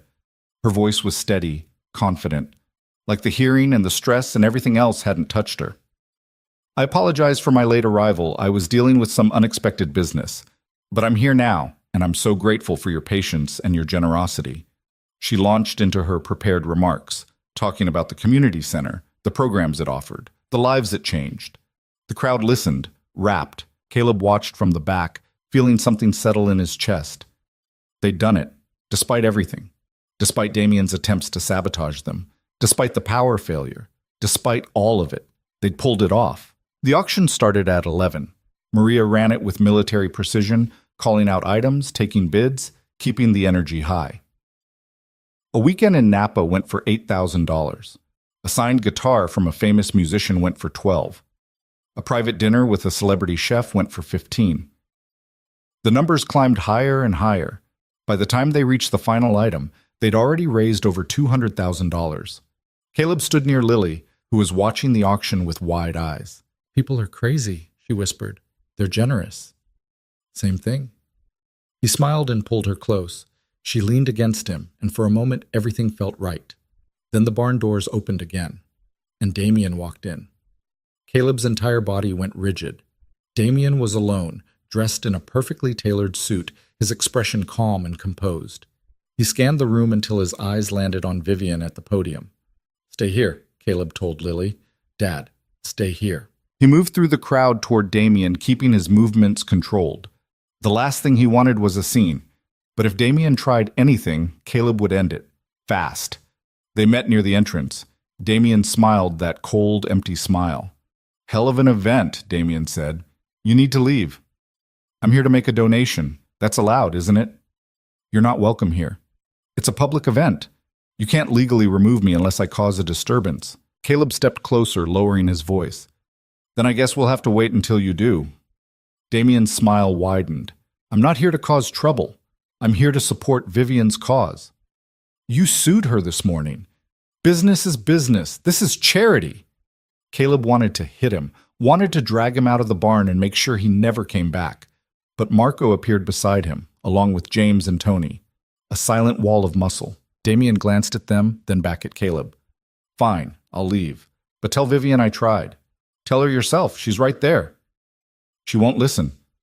Then take the hint. Damien stared at him for a long moment. Then he turned and walked out, his footsteps echoing on the polished floor. Caleb stood there, fists clenched, adrenaline surging. Roger clapped him on the shoulder. Handled that well, boss. I wanted to punch him. I know, we all did. They watched through the window as Damien got into his SUV and drove away. Only when the taillights disappeared did Caleb allow himself to breathe. The auction ended at midnight. The final total was $273,000, more than enough to fund the community center for the next year, and then some. Vivian announced the number to applause and cheers. People started gathering their things, saying their goodbyes, congratulating each other on a successful event. Caleb helped the servers clean up, stacking chairs, folding tablecloths. Lily had fallen asleep on one of the benches, curled up with her jacket as a pillow. He carried her to his truck and buckled her in, then went back inside. The barn was almost empty now, just Vivian and Maria and the crew. They worked in companionable silence, breaking down what had taken weeks to build. You should go home, Vivian said, appearing beside Caleb. You've been here since 5 a.m. So have you. I slept in the car on the way back from court. How'd it go? The hearing? Vivian smiled. Judge threw it out, said it was frivolous and a waste of the court's time. Damien's lawyer looked like he wanted to crawl into a hole. Good. He tried one more thing on the way out, offered to drop everything if I'd just have dinner with him. What'd you say? I told him I'd rather eat glass. Caleb laughed. Vivian laughed too, and for a moment the exhaustion lifted. Thank you, she said quietly, for tonight, for handling everything, for being here. Of course. I mean it. You saved this. When the lights went out, when everything was falling apart, you kept it together. She paused. I couldn't have done this without you. Yes, you could have. Maybe, but I'm glad I didn't have to. They stood in the middle of the barn, surrounded by stacked chairs and folded tables, and Vivian took his hand. I have a question, she said. Okay, what are we doing here? You and me? Caleb's heart skipped. What do you want to be doing? I want this to be real, not just some temporary thing. I want to see where this goes. Even though I'm broke and barely keeping my life together? Especially because of that. That doesn't make sense. It makes perfect sense. You're real, Caleb. You don't pretend to be something you're not. You don't make promises you can't keep. She squeezed his hand. And you stayed. When you could have taken that job in Austin, when you could have walked away, you stayed. I'm not going anywhere. I know, that's why I'm asking. What are we doing? Caleb looked at her, this woman who'd somehow seen past all his failures and decided he was worth the risk. We're figuring it out, he said, together. Vivian smiled. Good answer. She kissed him, soft and slow, and Caleb felt something shift. Not fear, not uncertainty, just rightness. When they finally pulled apart, Maria was standing near the door, pointedly looking at her phone. We should probably finish cleaning, Vivian said. Probably. They got back to work, and by 1 a.m. the barn was empty. All the tables and chairs loaded into trucks. All the decorations packed away. All the trash bagged and ready for pickup. Caleb stood in the doorway, looking at the space one last time. It was just a barn again, empty and plain. But for one night, it had been something else, something important. You coming? Vivian called from her car. Yeah, just taking it in. It's just a barn. No, Caleb said, it's not. He locked the doors and climbed into his truck. Lily was still asleep in the passenger seat. He drove home slowly, careful not to wake her, and carried her inside. By the time he got her into bed, it was almost 2. He should have been exhausted, should have collapsed onto the couch and slept for 12 hours. But he felt wide awake. He went outside and sat on the porch, looking across the street at Vivian's house. The lights were on in her living room. He could see her shadow moving past the window. His phone buzzed. Can't sleep either? Vivian's text read, Nope. Want company? Caleb smiled. Always. 5 minutes later, she was sitting beside him on the porch, both of them staring up at the stars. We did good tonight, she said. Yeah, we did. Damien showing up didn't ruin it. Nothing could have ruined it. Vivian leaned her head on his shoulder. What happens now? We sleep, eventually. Then we wake up and do it all over again. That's not what I meant. I know. She lifted her head and looked at him. I'm scared. Of what? Of this. Of us. Of letting myself believe it's real and then having it fall apart. Caleb understood. He'd felt the same way for weeks. The constant fear that he'd screw this up, that he'd revert to old patterns, that he'd wake up one day and realize he'd ruined the best thing that had ever happened to him. I can't promise it won't fall apart, he said honestly. I can't promise I won't mess up, but I can promise I'll try. Every single day. That's all I need, Vivian said.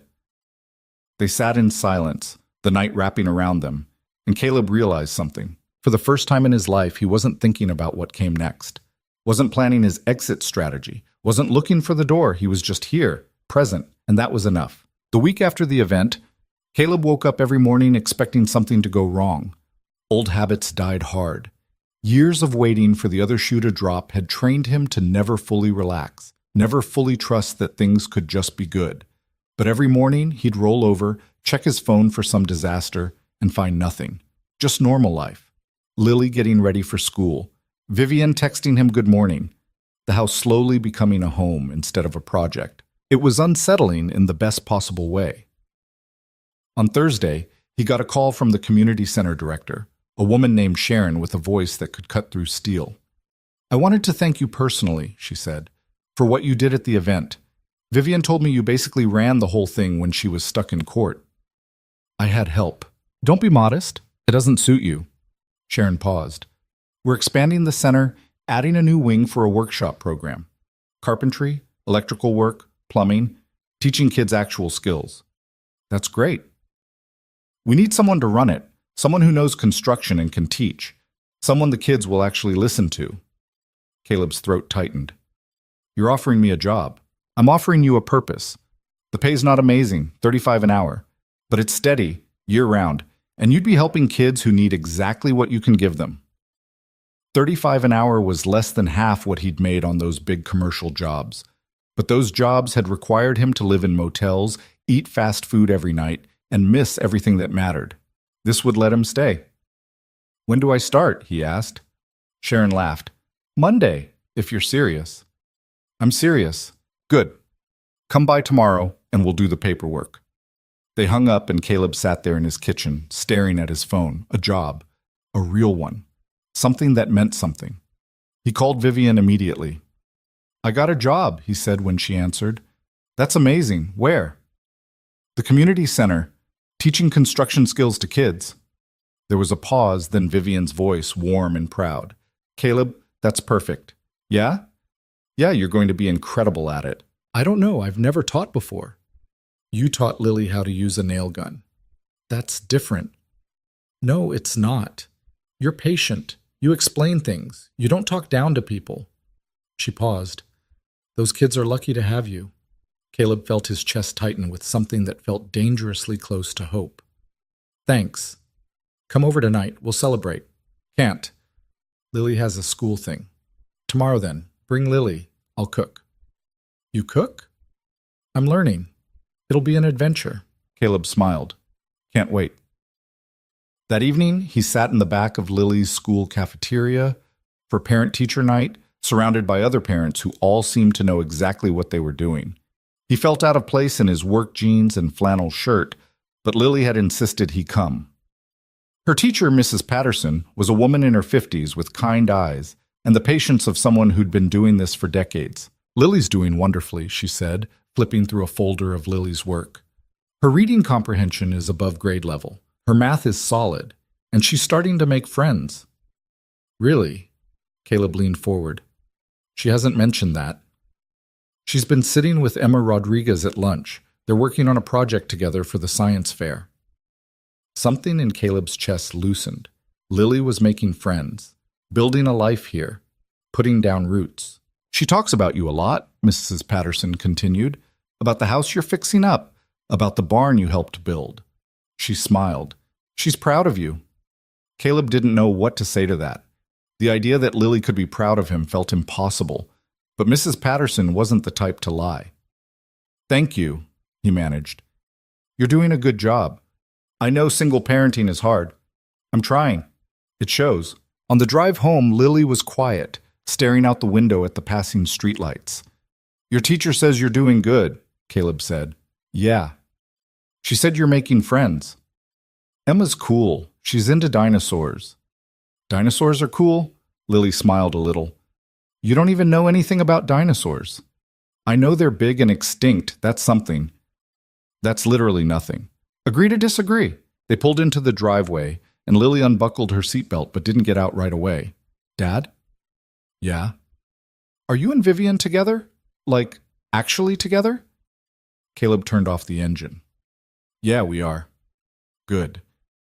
Yeah? She's nice, and she makes you less grumpy.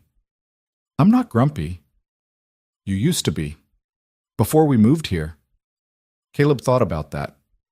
She was right. He had been grumpy, tense, always looking over his shoulder for the next problem. Things are better now, he said. Because of Vivian? Because of a lot of things. Vivian, you, this place. He paused. Because I stopped running. Lily nodded slowly, processing that. Are you going to marry her? The question caught him off guard. I don't know. Maybe. Someday. Mom said you're bad at commitment. Mom's not wrong. But you're trying now. Yeah, I'm trying. Lily unbuckled and opened the door. Okay, just don't screw it up. I'll do my best. She went inside, leaving Caleb alone in the truck. His 9-year-old daughter had just given him relationship advice. And it was good advice. Don't screw it up. Simple. Impossible. Necessary. The next evening, Caleb and Lily walked across the street to Vivian's house carrying a bottle of wine and a bag of chips. Lily had insisted on bringing something, even though Vivian said she didn't have to. Vivian answered the door in jeans and an apron covered in flour. "What happened to you?" Caleb asked. "I'm making pasta from scratch. It's harder than YouTube makes it look." Inside, the kitchen was a disaster. Flour everywhere. Dough in various stages of completion. A pot boiling over on the stove. "Do you need help?" Caleb asked. "Absolutely not. I've got this under control." Lily whispered to Caleb, "She doesn't have this under control." "I heard that," Vivian called from the kitchen. They ended up ordering pizza. The three of them sat around Vivian's dining table, eating pepperoni and laughing about the pasta disaster. Lily told stories about school. Vivian told stories about her first attempts at cooking when she was younger. Caleb just listened, watching the two of them interact. This was what he'd been missing his whole life. Not perfection, just presence. Being part of something instead of always standing outside looking in. After dinner, Lily curled up on the couch with a book while Caleb and Vivian cleaned up the kitchen. "She's a great kid," Vivian said, scraping flour into the trash. "Yeah, she is. You're doing a good job with her." "I'm trying not to screw up." Vivian smiled. "That's all any of us can do." They worked in comfortable silence for a few minutes. Then Vivian said quietly, "Damien called me yesterday." Caleb's hand stilled. What did he want? To apologize. Or his version of an apology. She set down the dish she was holding. He said he'd been out of line. That he understood I'd moved on. That he'd respect my boundaries from now on. "Do you believe him?" "No, but I want to." "Vivian, I know. I know he's manipulative. I know he'll probably try something else. But part of me just wants it to be over. I'm tired of looking over my shoulder." Caleb dried his hands and turned to face her. "If he shows up again, call me. Immediately." "I will." "I mean it." "I know you do." She reached out and took his hand. "But I can't live in fear forever. At some point I have to believe he'll actually leave me alone. And if he doesn't? Then we deal with it. Together." That word again. Together. It used to terrify Caleb. Now it felt like the only thing that made sense. 2 weeks later, Caleb started at the community center. His first day, he walked into the workshop and found 8 teenagers staring at him with varying degrees of boredom and skepticism. Sharon introduced him, then left him to it. "All right," Caleb said. "I'm Caleb. I'm going to teach you how to build stuff. Who here has used a saw before?" 3 hands went up. "A drill?" 5 hands. "A nail gun?" 1 hand, a kid in the back named Marcus who looked like he'd rather be anywhere else. "Good. So most of you are starting from scratch. That's fine. We're going to start simple. Today we're building shelves." A girl in the front row named Tessa raised her hand. "Why?" "Because shelves are useful, and because if you can build a shelf, you can build a lot of other things." "Can we build something cool instead?" "Like what?" "I don't know, a skateboard ramp or something." Caleb thought about it. "Tell you what, we'll start with shelves. Once everyone can do that, we'll talk about the ramp." The kids grumbled but got to work. Caleb moved between them, showing them how to measure twice and cut once, how to drill pilot holes, how to check if something was level. Some of them picked it up quickly. Others struggled, but they all tried. By the end of the day, every kid had built a basic shelf. They weren't perfect. Some were crooked. Some had gaps in the joints. But they were functional. "Not bad for day 1, Caleb said. "Tomorrow we'll sand them down and add finish." Marcus lingered after the others left. "This was actually kind of cool," he said. "Yeah?" "Yeah, can I take mine home?" "Absolutely, that's the point." Marcus picked up his shelf, testing its weight. "My mom needs somewhere to put her plants. She's always complaining about them being on the floor." "Then you just solved a problem." Marcus smiled. It was small, but it was real. And Caleb felt something shift inside him. This was why he was here. Not for the money. For this. Over the next month, life settled into a rhythm. Work at the community center. Time with Lily. Evenings with Vivian. The house was almost finished. Just small things left. Touch-up paint? New light fixtures. A garden Vivian had convinced him to plant in the backyard. Lily's science fair came and went. She and Emma built a volcano that actually erupted, impressing everyone and making a huge mess. Caleb stood in the back of the gym, watching her explain the project to judges, and felt a swell of pride so strong it almost hurt. Vivian was there too, standing beside him. "She's amazing," Vivian whispered. "Yeah, she is. She gets that from you. She gets that from herself." Vivian squeezed his hand. "You're allowed to take credit, you know. I'll think about it." That night, after Lily was asleep, Caleb and Vivian sat on his porch with a bottle of wine. The neighborhood was quiet. A few fireflies drifted through the air, blinking in the darkness. "I've been thinking," Vivian said. "About what?" "About selling my company." Caleb turned to look at her. "That's a big decision." "I know, but I built it to prove something to myself, to prove I could. And I did." She paused. "Now I want to do something else." "Like what?" "I don't know yet. Maybe something with the community center. Maybe something completely different." She smiled. "I just know I don't want to spend the rest of my life managing investments and sitting in board meetings." "What do you want?" "This." She gestured at the porch, the street, the quiet night. "Something real. Something that matters." Caleb understood that better than she knew. "You'll figure it out." "We'll figure it out," she corrected. "Right.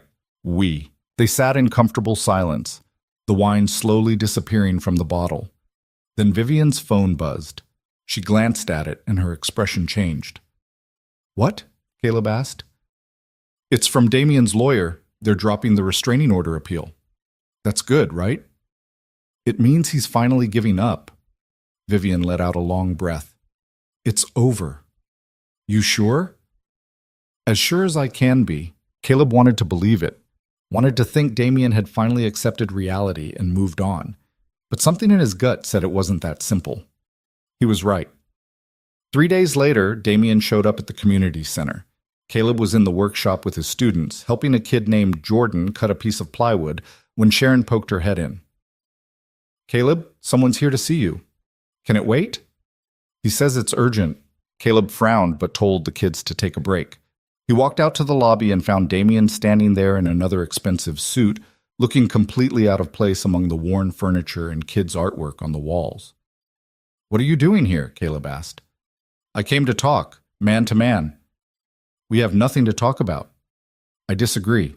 Damien glanced around. "Is there somewhere private we can go?" Against his better judgment, Caleb led him to a small office Sharon had said he could use. He closed the door and crossed his arms. "You've got 5 minutes." Damien sat down in one of the chairs, relaxed and composed.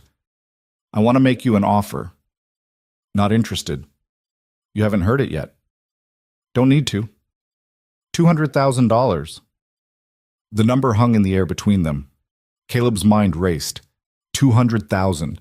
More money than he'd seen in his entire life. "For what?" he asked slowly. "Walk away from Vivian, leave Clover Ridge, take your daughter and start over somewhere else." Damien leaned forward. "You said it yourself. You're a traveling construction worker. There are jobs everywhere. Take the money. Build a better life." Caleb stared at him. "You're trying to buy me off." "I'm trying to solve a problem." "I'm not a problem, and I'm not for sale." "Everyone has a price." "Mine's higher than you can afford." Damien's expression hardened. "You're making a mistake. Vivian and I have history, deep history. You're just a distraction, something new and shiny, but it won't last." "You're wrong." "Am I?" "How long have you known her? 2 months? 3? I was with her for 3 years. I know her better than you ever will." "You knew who you wanted her to be. I know who she is." Damien stood up, his composure cracking.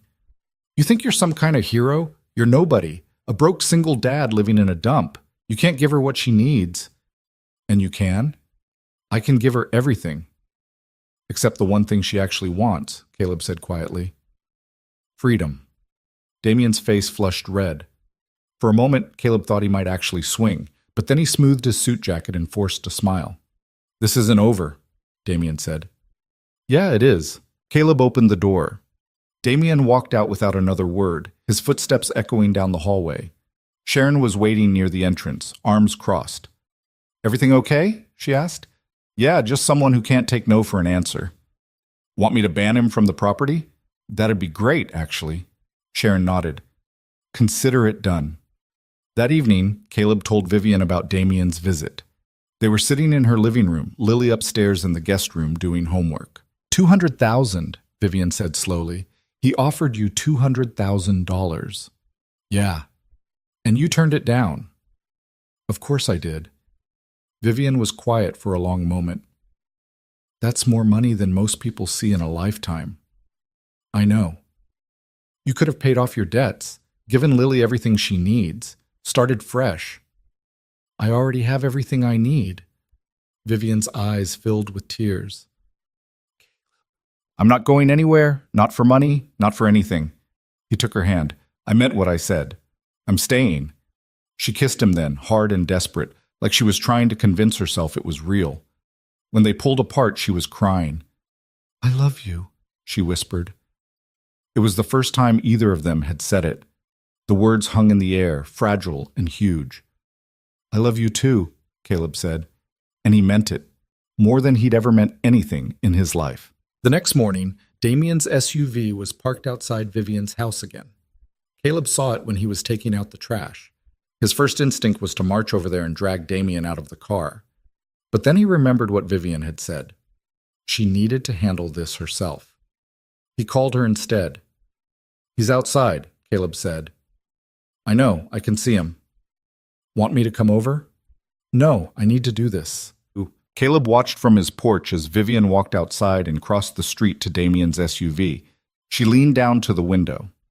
They talked for maybe 2 minutes. Then Vivian straightened up and walked back to her house without looking back. Damien sat there for another minute. Then he drove away. Vivian called Caleb 10 minutes later. What did you say to him? Caleb asked. That if he ever showed up here again, I'd file harassment charges.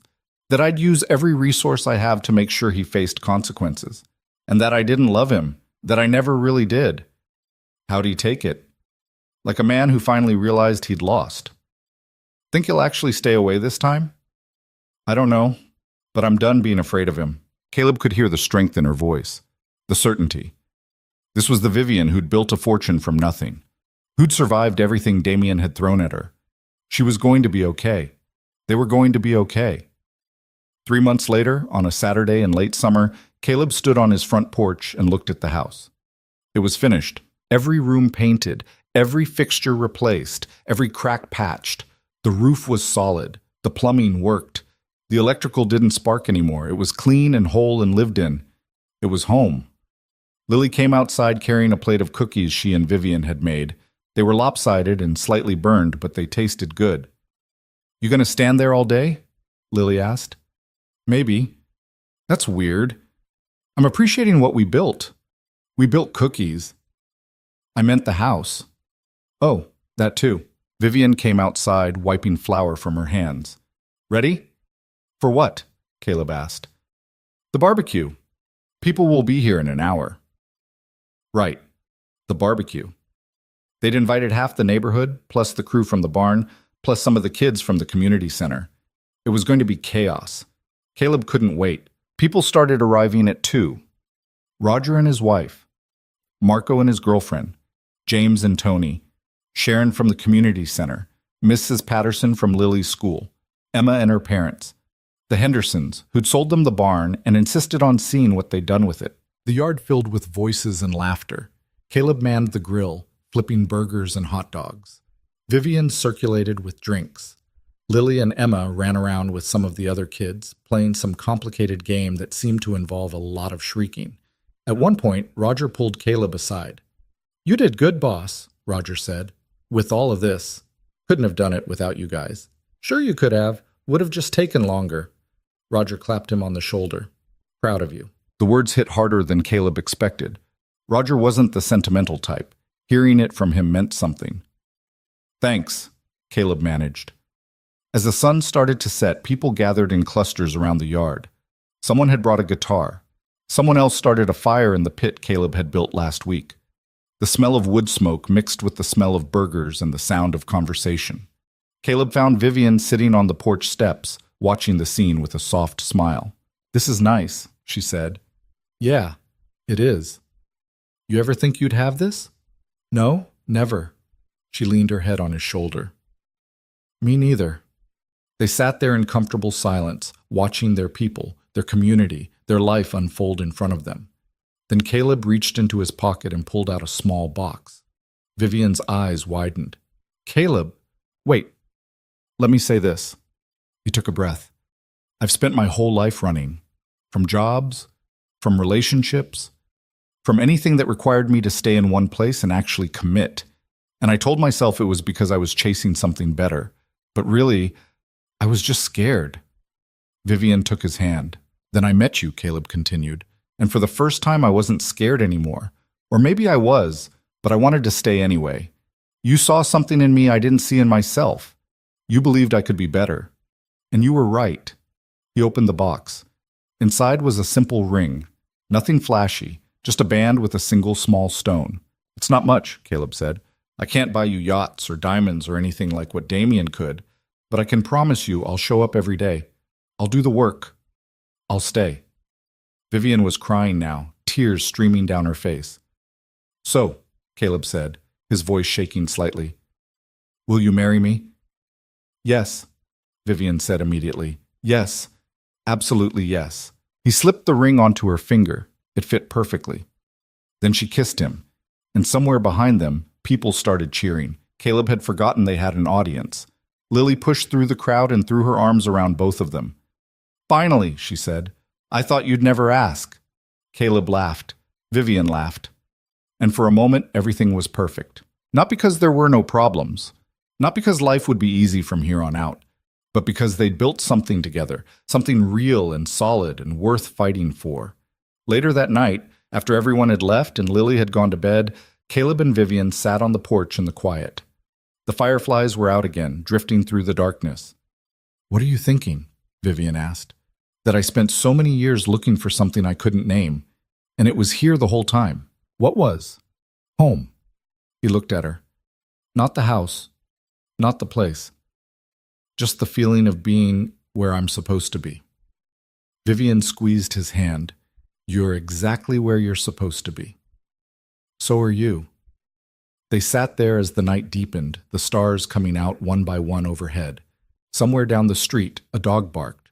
A car passed. Life moved forward, slow and steady. And Caleb Hunter, the man who never stayed, realized something profound. The hardest thing he'd ever built wasn't made of wood or steel or concrete. It wasn't the barn or the house or any physical structure. It was this, the life he'd chosen to stay for, the family that believed in him, the love he'd built with someone who saw past every failure and chose him anyway. He'd spent years chasing money and running from commitment, telling himself that the next job, the next city, the next opportunity would finally fill the hole inside him. But it never did. Because what he'd been looking for couldn't be bought or found in some distant place. It had to be built. Piece by piece, day by day.